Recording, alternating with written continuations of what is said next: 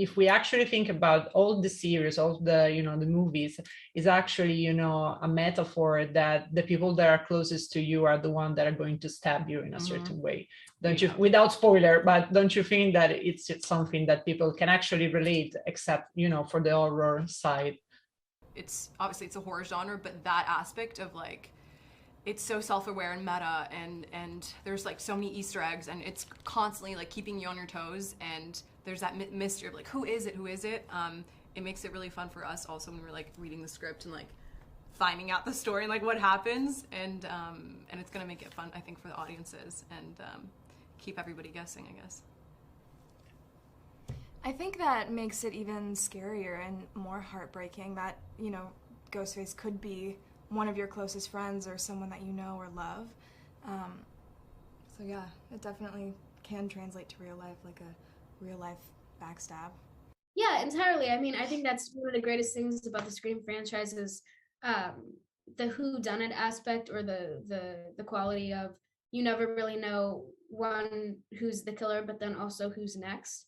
So I think that it kind of plays into the spontaneity of the film and what makes the film so great. And oh, we could go deep with that. Truly, yeah. I mean, if we want to get into the actual nature of being backstabbed by loved ones, but to keep it light and cute, easy and cute, I think that's what makes Scream as a franchise so prevalent and so engaging for audiences, is that homegrown horror where the person next door could be, a violent killer, or they could be someone subject to the violent killings of someone who is capable of doing that.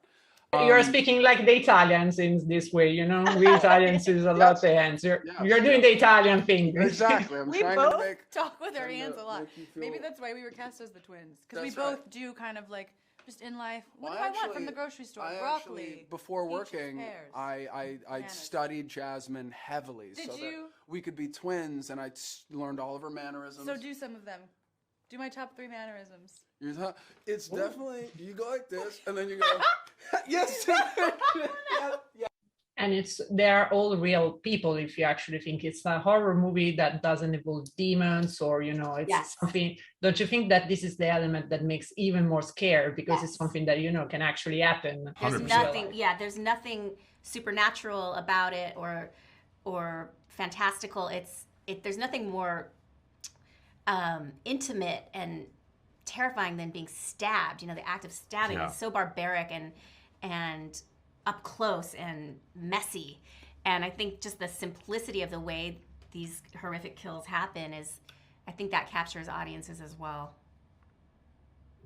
And, another thing I was thinking about, after so long, maybe the great things that have changed from 20 years ago, it's technology, but it doesn't seem that technology can actually save us anyway, because you have the smartphone, you have the locked door, but, it happens anyway. So don't you think? And also, your character is really focused on social media, also that aspect that, shut everything, With everything we have, nothing can save you from a sharp knife. No, exactly. Yeah.